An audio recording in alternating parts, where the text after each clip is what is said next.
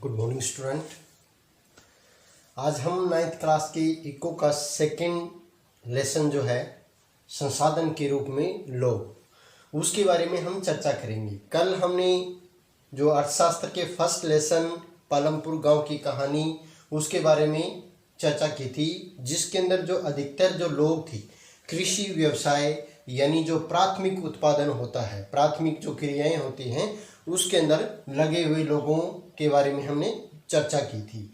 आज हम उसी के जो आगे रूप है प्राथमिक, द्वितीय और तृतीय क्रियाओं के बारे में हम बात करेंगे। और जो सेवाएं जैसे प्राथमिक क्षेत्र के अंदर जो है क्रिया है वो किस में आती है, कृषि के अंतर्गत, द्वितीय में जो विनिर्माण के अंतर्गत आती है और तृतीय क्रियाएं जो आती है वो आती है सेवाओं के लिए। अब ये जो क्रियाएं होती है प्राथमिक, द्वितीय और तृतीय क्रियाएं, इनको जो चलाने के लिए किसी न किसी रूप में किसकी आवश्यकता पड़ती है, लोग, या फिर हम क्या कहते हैं, इसको कहते हैं मानव। यानी किसी भी प्रकार की क्रियाओं का संचालन करने के लिए मानव की जो है आवश्यकता वो पड़ती है। तो चलें इन गतिविधियों को आगे बढ़ाते हुए जो आर्थिक गतिविधियां हैं, सबसे पहले हम इनकी आर्थिक जो गतिविधियां हैं, आर्थिक गतिविधियां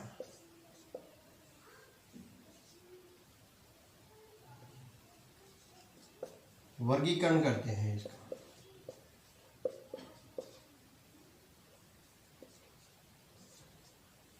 आर्थिक गतिविधियों के वर्गीकरण के अंदर सबसे हम पहले बात करते हैं प्राथमिक क्रियाओं की। प्राथमिक क्रियाएं, अब प्राथमिक जो क्रियाएं होती हैं वो किससे जुड़ी होती है। देखिए, प्राथमिक क्रियाएं लगभग किससे जुड़ी होती हैं, कृषि से जुड़ी होती है। यानी कृषि से संबंधित जितने भी प्रकार के जो कार्य होते हैं वो किस में आते हैं, प्राथमिक क्रियाओं के अंदर आते हैं। तो इसमें सबसे पहले कृषि, वानिकी, पशुपालन,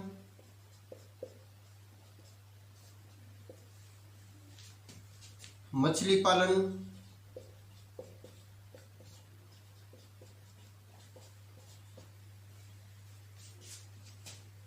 और कुक्कुटक यानी जो मुर्गा पालन पालते हैं, मुर्गा पालन भी इसको बोला जाता है। और इसके साथ साथ डेयरी, ये क्या है, प्राथमिक क्रियाओं के अंदर आते हैं। सबसे पहले कृषि के विस्तार के बारे में आपको पता ही है भी, जितने भी प्रकार के हम अनाजों का जो उत्पादन करते हैं वो किसके अंतर्गत आता है, कृषि के अंतर्गत आता है। अब दूसरा नाम है इसमें वानिकी। वानिकी क्या है, देखिए, जो लाभ के उद्देश्य से वनों के अंदर ऐसे पौधों को लगाना जो बहुमूल्य हो, यानी बागवानी के तौर पर उन पौधों को लगाना, जैसे चाय का है, पटसन के पौधे होते हैं, विभिन्न जो कृत्रिम जो रबड़ बनाए जाते हैं उनके जो पौधे लगाए जाते हैं।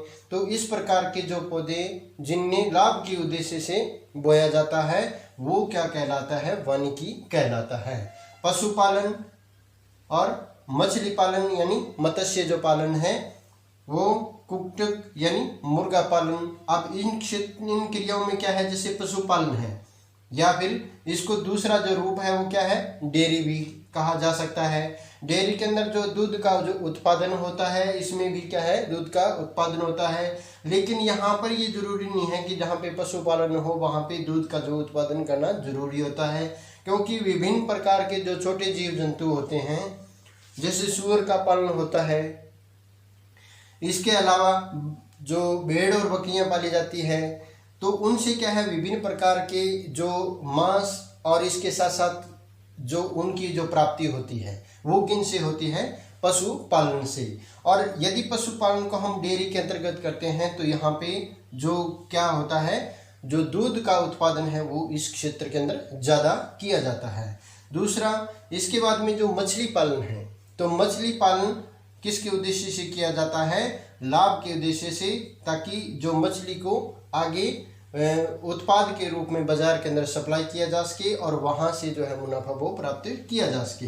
इसी प्रकार जो मुर्गा पालन है वो भी क्या है, एक कच्चे माल के रूप में यदि हम इसको देखते हैं तो जो छोटे चूजे जो होते हैं उनको बाजार के अंदर सप्लाई किया जाता है और उनसे जो आय प्राप्त होती है। दूसरा, इसके जो अंडे होते हैं उनको भी बाजार में क्या है, सप्लाई किया जाता है। तो इस प्रकार जो प्राथमिक क्रियाएं होती है इसमें विभिन्न प्रकार की जो क्रियाएं जो कृषि से भी संबंधित है वो की जाती है और एक व्यक्ति या समुदाय के द्वारा क्या है उसको लाभ के उद्देश्य से देखा जाता है।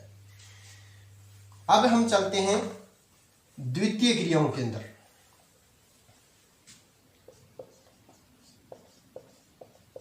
द्वितीय क्रियाएं, अब देखिए द्वितीय जो क्रियाएं होती हैं वो होती है, इसको बोला जाता है विनिर्माण। क्या बोला जाता है? विनिर्माण की क्रिया, यानी पुनर्निर्माण के लिए जाना जाता है। अब प्राथमिक क्रियाओं में जहां कच्चा माल था, कच्चा जो माल है वो किसमें होता है? प्राथमिक क्रियाओं में। इस कच्चे माल को उपभोग के लिए, इस कच्चे माल को उपभोग के लिए मशीनों के द्वारा यानी उद्योगों के द्वारा और विशेष तकनीक के साथ किसमें परिवर्तित किया जाता है? जो उपभोग के लिए या अंतिम वस्तु के रूप में उसको परिवर्तित किया जाता है तो वो क्या कहलाता है? विनिर्माण क्रिया कहलाती है। यानी कच्चे माल यानी कृषि से प्राप्त जो हमें कच्चा माल प्राप्त हुआ है या प्रकृति से जो हमें कच्चा माल प्राप्त हुआ है उससे कई प्रकार के जो उपभोग या उपयोग के लिए जो वस्तुएं हम बनाते हैं वो क्या कहलाती है? विनिर्माण क्रियाएं कहलाती हैं। उदाहरण के तौर पर यदि हम लेते हैं, जैसे अनाज में से हमने क्या लिया? गेहूं को लेते हैं। गेहूं दो तरह से, एक तो होता है कच्चे माल के रूप में और एक सीधे रूप में भी इसका जो है काफी जगह प्रयोग किया जाता है। लेकिन गेहूं से हम क्या बनाते हैं? आटा बनाते हैं और इस आटे से क्या है आगे बिस्कुट, ब्रेड जो है अनेक प्रकार की जो है चीजें उनसे बनाई जाती है। तो पहले हमने कच्चे माल के रूप में इसको गेहूं को लिया, उसके बाद में हमने किस में परिवर्तित किया? आटा। और आटे में परिवर्तन करने के लिए हमें किसकी जरूरत होती है? चक्की की। ठीक है।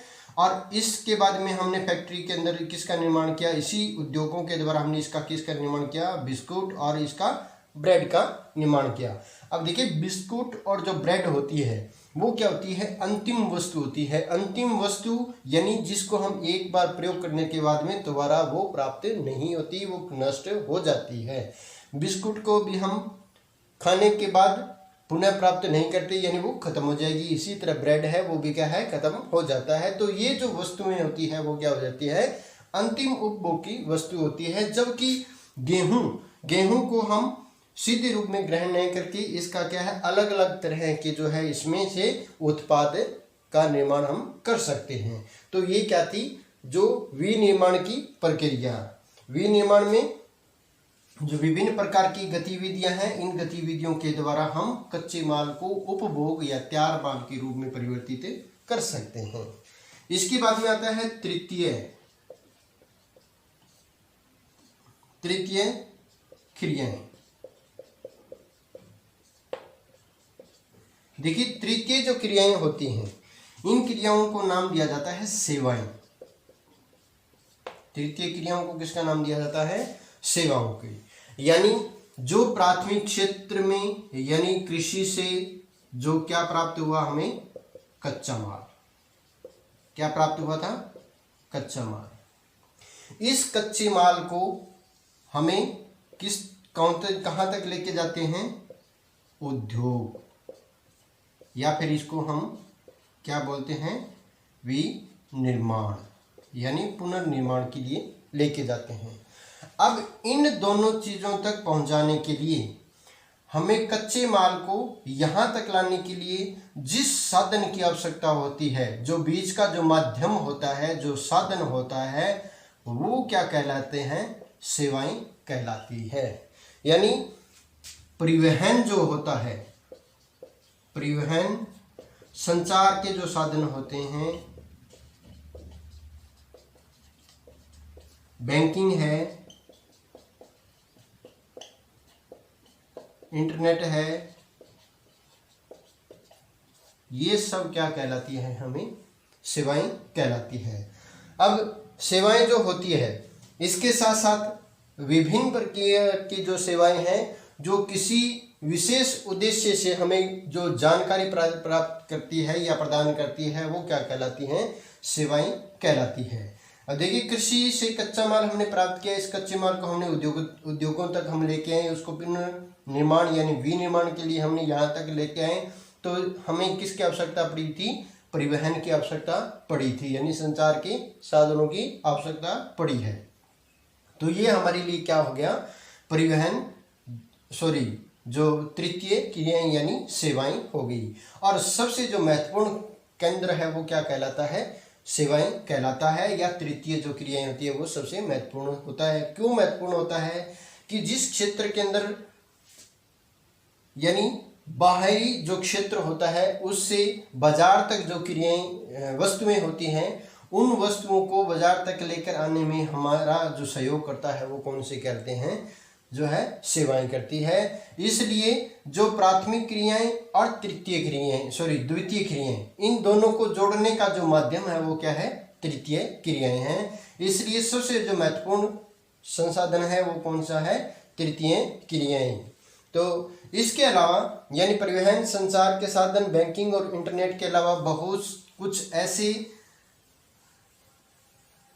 संसाधन भी है जो हमारे लिए सबसे महत्वपूर्ण है। इसके अंदर जैसे शिक्षा, अब क्या है? शिक्षा भी हमारा क्या है? एक तृतीय यानी सेवा का एक माध्यम है। इसके साथ साथ बीमा भी क्या है? हमें स्वास्थ्य संबंधी अनेक प्रकार की सेवाएं प्रदान करता है। इसके साथ साथ स्वास्थ्य यानी जो हॉस्पिटल है, जितने भी प्रकार के जो है हॉस्पिटल है, वो हमारे लिए क्या है? सेवाएं प्रदान करते हैं। और पर्यटन यानी किसी भी स्थान पर घूमने के लिए जो दृश्य स्थल होते हैं वो हमारे के लिए क्या है? अति महत्वपूर्ण होते हैं, जो हमारा क्या करते हैं? मनोरंजन करते हैं, मानसिक विकास को भी ये क्या है? साथ साथ में बढ़ाते हैं। और कई प्रकार की जो विभिन्न प्रकार की जो है जानकारियाँ भी इससे हमें क्या होती है? प्राप्त होती है। जैसे किसी दूसरे स्थल पर जाते हैं, हम ट्रिप पर जाते हैं या टूर पर जो बच्चे हम लेके जाते हैं, तो हमने कई जो विभिन्न प्रकार के जो स्थलाकृतियों को हमने देखा होगा, झीलों को हमने देखा होगा। इसके अलावा जो ऐतिहासिक जो चीज़ें हैं, जो पुराने समय की जो चीज़ें हैं, उसको भी हमने देखा होगा। तो ये चीज़ें हमें क्या है? अतीत के साथ जोड़ती है, यानी प्रकृति के साथ हम इसका जो है ज्ञान से संबंधित होते हैं। तो ये विभिन्न प्रकार की जो है हमें जानकारियाँ प्रदान करती है। इसलिए ये जो क्षेत्र होता है, जो तृतीय क्षेत्र है, वो सबसे महत्वपूर्ण क्षेत्र के तौर पर माना जाता है। तो ये थे हमारे प्राथमिक, द्वितीय और तृतीय क्रिया। अब हम चलते हैं जो आर्थिक गतिविधियों का जो वर्गीकरण किया था, प्राथमिक, द्वितीय और तृतीय। तो आर्थिक जो गतिविधियां हैं वो कैसे होती है? आर्थिक गतिविधियां देखिए, आर्थिक जो गतिविधियां हैं इसमें देखिए तृतीय क्षेत्र की में गतिविधियां वस्तुओं और जो सेवाओं का, तृतीय जो क्षेत्र है इसमें वस्तुओं और सेवाओं का क्या होता है? उत्पादन होता है। उत्पादन किसका? वस्तुओं और सेवाएं, ये सब क्या है? इनकी आर्थिक गतिविधियां हैं, इसका उत्पादन होता है। ये जो गतिविधियां होती है वो किस में महत्वपूर्ण होती है? राष्ट्रीय आय के अंदर महत्वपूर्ण होती है। किसमें? राष्ट्रीय आय के अंदर सबसे महत्वपूर्ण क्रियाएं कहलाती है। देखिए, राष्ट्रीय आय में महत्वपूर्ण क्यों है? क्योंकि जो तृतीय क्षेत्र होता है वो प्राथमिक और द्वितीय क्षेत्रों के मध्य का काम करता है। अब जो बाजार की जो वस्तुएं हैं, प्राथमिक क्षेत्र की यानी कच्चे माल की जो वस्तुएं हैं और उद्योगों से प्राप्त जो उपभोग के लिए जो वस्तुएं हैं वो बाजार तक आती है, और बाजार से आगे पूरे क्या है, जो बाजार का जो चक्र है वो पूर्ण होता है। इससे क्या होती है, बाजार के अंदर जो मुद्रा है वो प्राप्त होती है और सरकार को क्या है प्राप्त होती है, जो है आय प्राप्त होती है। इसलिए ये सेवा के रूप में जो है ये कार्य करते हैं, और ये जो है राष्ट्रीय आय में क्या करती है, वृद्धि, यानी राष्ट्रीय आय को क्या करती है, ये बढ़ाती है। राष्ट्रीय आय को बढ़ाने में महत्वपूर्ण भूमिका निभाती है। तो अब ये जो क्रियाएं होती हैं, इन जो गतिविधियों का जो दो प्रकार होते हैं, आर्थिक गतिविधियों के दो प्रकार होते हैं। एक तो होती है बाजार क्रियाएं, और दूसरी होती है गैर बाजार क्रियाएं। गैर बाजार जो क्रियाएं हैं, तो बाजार क्रियाएं और गैर बाजार जो क्रियाएं हैं, इनके बारे में हम नेक्स्ट वीडियो के अंदर पूरी डिटेल से पढ़ेंगे। Thank you very much.